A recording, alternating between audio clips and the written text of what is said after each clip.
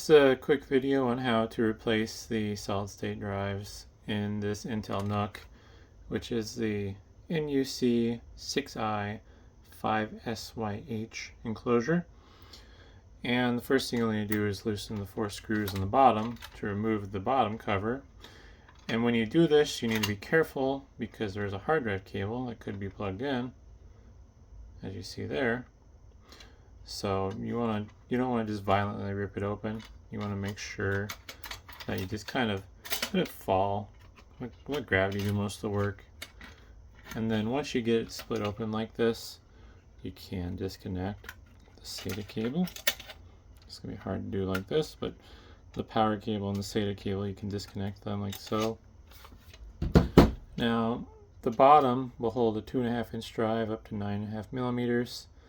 There's 2 locking detents for the back side of the drive, and then the front side of the drive just uses your standard fine thread screw that you'd use on a 2.5-inch drive. You should be able to use a normal like CD-ROM screw. I believe there's enough clearance there. Otherwise, the same screws you'd use on a laptop hard drive caddy would also work. This thermal pad here is to cool the M.2 drive. Also, when you put in the drive, obviously top side goes up and the drive connector side goes in, making note of which position I'm not going to focus the connector is in. Yeah, just slide it straight in. Should probably grab a demo model.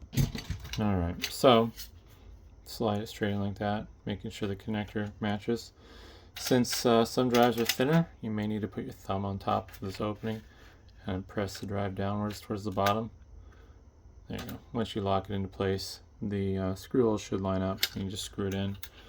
To remove it, that's going to be a little bit trickier due to how tight of a fit it is. So if it's a mechanical hard drive, you really don't want to put pressure on the top. I suspect this thumb hole though is to remove the drive. You can remove the top cover though to make it easier to get the drive out.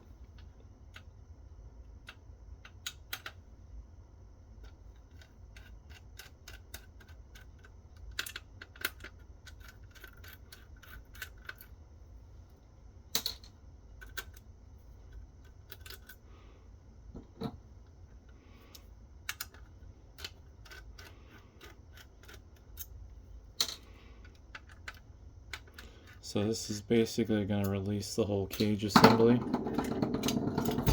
and it just gives you a little bit more access to the drive. So you could push it out like that from the side there. You could also do that without removing it. You could poke out with a screwdriver, but depending on the drive, that might not be the safest way to do it. Luckily with solid state drive, there's not much damage you can do by pushing down the top unless you're really getting violent with it. Now, the M.2 slot's right here, above the SD card slot and the wireless card. This will take a normal 2280 drive, slot it in, push it down, screw it there. But it also does have an additional screw hole there, which would fit a 2242 drive, I believe. So you can take a 5mm nut driver like this one here. This one's really tight. I don't know if I'm going to be able to unscrew it or not on video without more tools.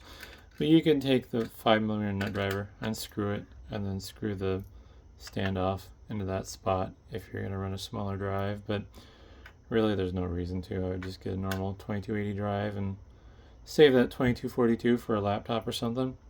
But hopefully that's helpful, and thanks for watching.